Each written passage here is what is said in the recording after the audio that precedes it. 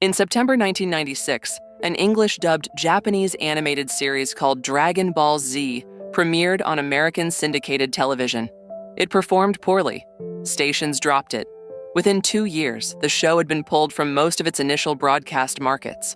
By 1998, the American distribution of Dragon Ball Z was, by industry consensus, a failed experiment.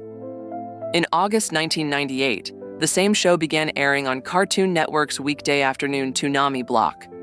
Within 4 years, Dragon Ball Z was the most watched cable program in the United States for boys aged 9 to 14. It ranked in 2002 as the #1 cable program of the week across all demographics during its season premieres. The reason for this complete reversal was not the show. The show was the same. The reason was the time slot, the audience aggregation, and a specific Cartoon Network programming strategy that produced an effect almost no other broadcast experiment has replicated. Dragon Ball Z did not just succeed on Toonami. It created the entire Western anime fandom that the next 25 years of anime business has been built on. To understand what Toonami did differently, you have to understand what American children's television looked like in 1998. American children's animation in the 1990s was, by general agreement, structurally cautious. Episodes were self-contained. Story arcs were limited to 2 or 3 episodes maximum. Characters did not die. Conflicts resolved cleanly. Tones stayed light. The Federal Communications Commission's children's television rules incentivized educational content over dramatic content. The dominant studios, including Disney, Hanna-Barbera, and Warner Brothers, produced animation that adhered closely to these conventions. Dragon Ball Z, even in its edited American dub, did not adhere to these conventions. Characters died and stayed dead for episodes or seasons before being revived. Story arcs ran for dozens of episodes. Conflicts escalated to planet-destroying scale. The tone was, by 1990s American animation standards, alarmingly serious. The visual style was dramatically more intense than anything else on American children's television. The first American syndication of Dragon Ball Z in 1996 placed the show in early morning weekday slots, alongside other syndicated animation. Children watching at that hour were a fragmented audience. The show was not being recommended to a coherent viewer base. Stations ran a few episodes, saw modest ratings, and dropped the show in favor of other syndicated content. Cartoon Network's Toonami block, which had launched in March 1997, was structurally different.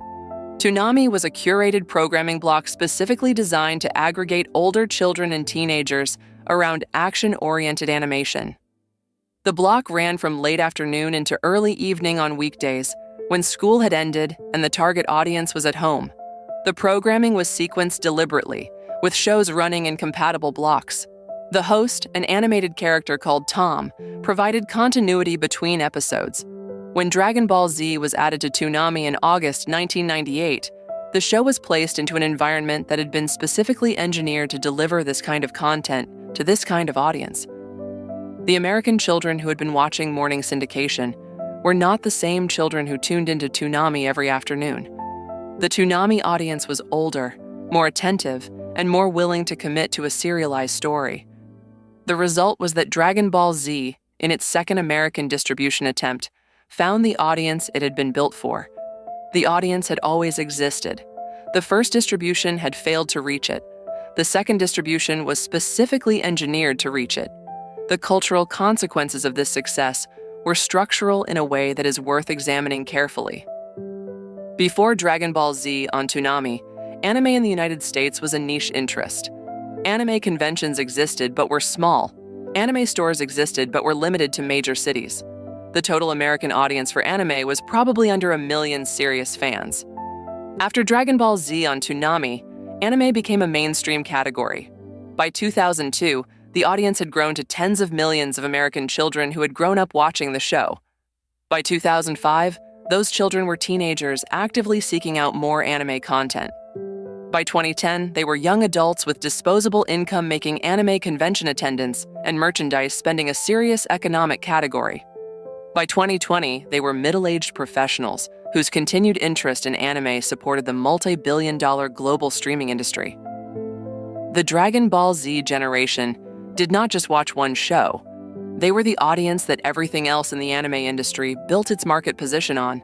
Naruto, Bleach, One Piece, Attack on Titan, Demon Slayer, and every other major anime that broke through to Western audiences over the next 25 years was, in some real sense, marketing to the audience Dragon Ball Z had assembled. This is a specific kind of cultural infrastructure that is hard to recreate intentionally. Toonami did not set out to build the foundation of the Western anime industry. Toonami was a programming block that happened to find the right show at the right time. The infrastructure was a byproduct. There are several reasons this kind of infrastructure by byproduct is so difficult to reproduce. The first reason is that you cannot manufacture an audience that does not exist. The American children who responded to Dragon Ball Z were responding to something specific about the show. The serialized stakes, the escalating conflicts, the visual style, the cultural otherness. American children's television of the era had been smoothing all of these elements out of its own products. Dragon Ball Z provided what American animation had been refusing to provide. The second reason is that audience assembly requires a delivery vehicle. Toonami was that vehicle. The block aggregated viewers, conditioned their expectations, and delivered them to specific shows in specific sequences. Without Toonami, Dragon Ball Z would have been one show among many, scattered across syndication slots, never reaching the same viewers consistently. The third reason is that the cultural moment had to be right. The late 1990s and early 2000s were the moment when American children were ready for international cultural products. The internet was making cultural exchange more frequent. Japanese games like Pokémon had primed the audience to accept Japanese cultural products. The traditional American animation industry was, by 1998, producing fewer of the dramatic animated shows that older children wanted. The space was open. When all of these conditions were present simultaneously, Dragon Ball Z was the show that walked through the open door. The show became, in the years that followed, the reference point that the entire Western anime industry built itself around. Almost every Western anime fan over the age of 25 can tell you when they first watched Dragon Ball Z. The show is, in a specific cultural sense, the origin story of Western anime fandom. There is a structural lesson here that applies beyond entertainment. When a cultural category does not exist in a market, the conditions for creating it are usually rare and specific. The right product, the right delivery vehicle, the right moment in the market's evolution. When all three are present, a single property can create the audience that subsequent products will rely on for decades. Most attempts to introduce a cultural category fail because at least one of the three conditions is missing. The product is good, but there is no delivery vehicle. The delivery vehicle exists, but the moment has passed. The moment is right, but the product is wrong.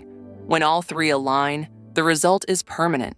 The category that gets created at that moment becomes the foundation that everything subsequent builds on. Dragon Ball Z is the case study for how this works. The show itself is, by any reasonable measure, an excellent piece of work.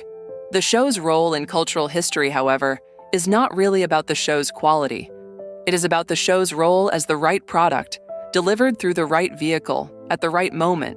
When those three things aligned in 1998, the result was a cultural category that did not exist before and that has not stopped expanding since. If you found this interesting, subscribe. We go deep on the structural reasons certain cultural products create permanent categories while others merely succeed and fade. Drop your requests in the comments. Thanks for watching.